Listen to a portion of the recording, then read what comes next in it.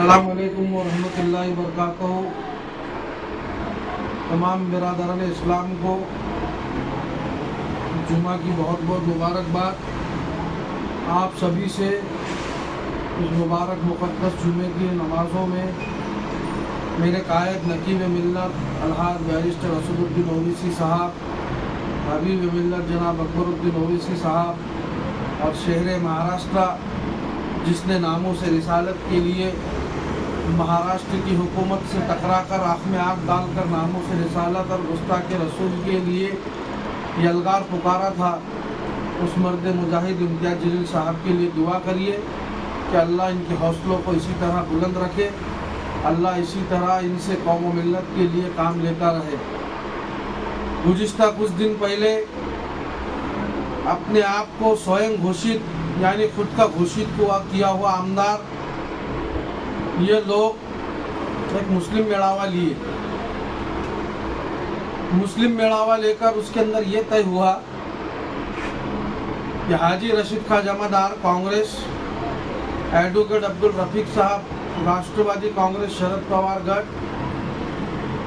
और माजी नगर सेवक शहजाद खान, इन्होंने वंचित बहुजन आघाड़ी से टिकट मांगा है।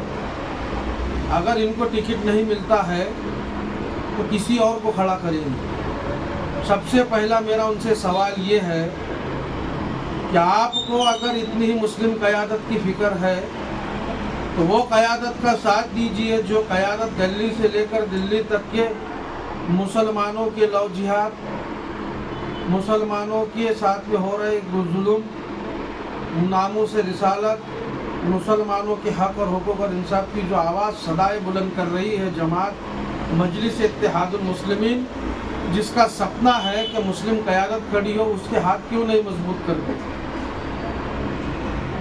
मुझे हंसी आती है हाजी रशीद खां जमादार की बातों पर। क्या रनिंग भारतीय राष्ट्रीय कांग्रेस के एमएलए साहब का टिकट काट कर इनको कांग्रेस भला कैसी क्या विधानसभा का टिकट देंगी। ये मुसलमानों को चूतिया बनाने का काम कर रहे हैं। इनके ज़मीन, इनके पैरों के नीचे की ज़मीन इनको खिसकती हुई नज़र आ रही है। दिन पर दिन मजलिस इत्तेहादुल मुस्लिमीन को अल्लाह दिन दोगुनी रात चौड़ी तरक्की दे रहा है कि ये पागल हो चुके हैं, गुमराह कर रहे हैं नांदुरा मलकापुर विधानसभा मतदार संघ के मुसलमानों को। यहाँ पर कहते हैं कि मैं विधानसभा लड़ूंगा, मुझे बताओ तो सही किस एंगल से, किस तरीके से एक रनिंग आमदार जिसका समाज का 80-90 हज़ार वोट है मराठा समाज का, उनका टिकट काट के हाजी रशीद खान को कैसी का देंगे कांग्रेस।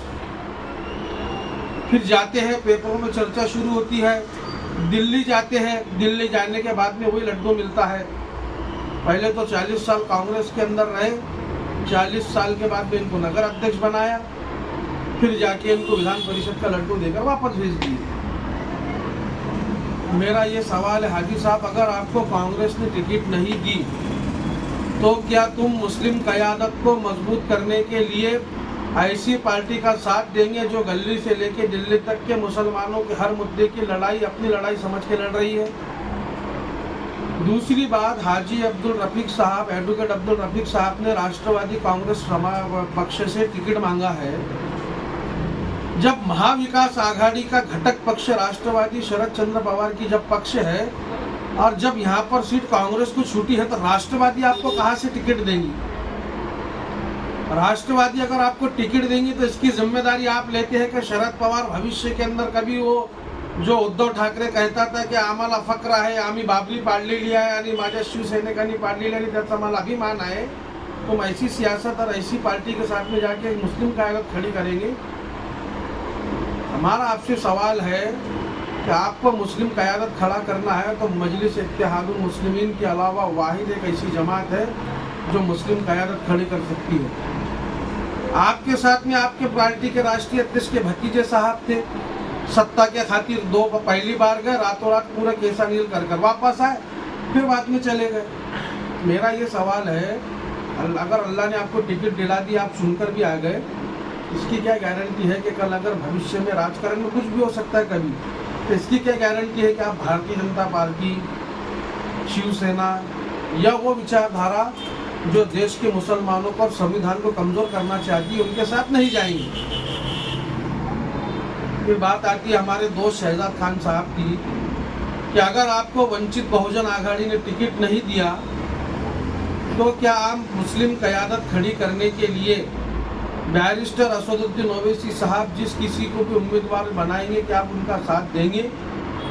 क्योंकि जिस तरह से मैंने पिछले दिन पेपर में देखा, उनके जन्मदिन के मौके पर भावी आमदार के पोस्टर लगे, बाला साहेब अम्बेडकर, आदरणीय बाला साहेब अम्बेडकर के आदेश से, महाराष्ट्र के वंचित के पार्लियामेंट्री बोर्ड के आदेश से, मलकापुर के और शायद मलकापुर आंदोलन विधानसभा के शहर अध्यक्ष तालुका अध्यक्ष कार्यकारिणी बर्खास्त की गई।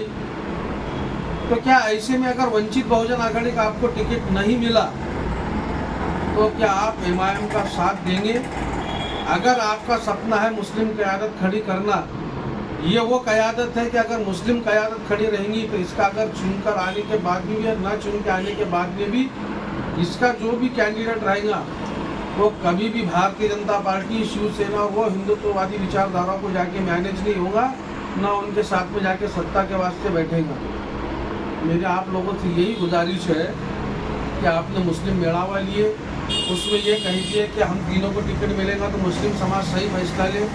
मुस्लिम समाज सही फैसला लेंगे। आपने मुसलमानों का कांग्रेस ने, महाविकास आघाड़ी ने विधान परिषद के अंदर कांग्रेस मुक्त कर दिए।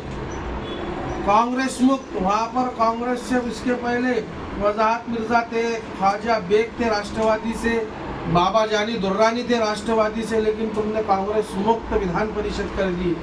एक कुलता एक 6 राज्यों के अंदर उनको मुस्लिम क़यादत की इतनी फिक्र है तो तुम्हारी यही महाविकास आघाड़ी अगर औरंगाबाद के अंदर वहाँ पर तुम प्रेशर लाते थे, तुम्हारे सियासी आकाओं को कहते थे कि एक इम्तियाज जलील है जो 6 राज्यों में गोवा, राजस्थान, मध्य प्रदेश, झारखंड, महाराष्ट्र और गुजरात, ये 6 राज्यों के अंदर अकेला मुस्लिम खासदार था जनाब सैयद इम्तियाज जलील। अगर तुम सारे के सारे महाविकास आघाड़ी के घटक पक्ष जाकर अगर अपनी अपनी पार्टियों को कहते तो वो हमारे 6 राज्यों के मुसलमानों का प्रतिनिधित्व कर रहा है, उसके खिलाफ महाविकास आघाड़ी उम्मीदवार न दे लोकसभा में, तो शायद आज इम्तियाज जलील जिंदा होता और वक्फ बोर्ड के तरमीम के कानून के लिए असद ओवैसी के साथ संसद में लड़ रहा होता। बात करते तो मुस्लिम क़यादत खड़ा करने की, उधर तुम्हारी पार्टियां जाकर मुसलमान एक खुलते एमपी को गिराती है, विधान परिषद को मुस्लिम मुक्त विधान परिषद करती है।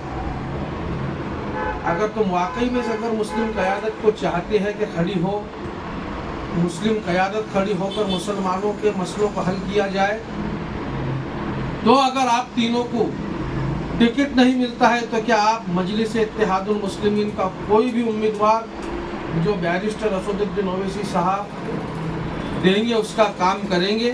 मुस्लिम क़यादत को खड़ी करने के लिए, मुसलमानों के मसले को हल कराने के लिए क्या आप हमारे साथ आएंगे? आप, मुझे पूरी उम्मीद है कि इंशाअल्लाह आप लोग मुस्लिम क़यादत खड़ी करने के लिए इंशाअल्लाह हमारा साथ ज़रूर देंगे। अस्सलाम वालेकुम।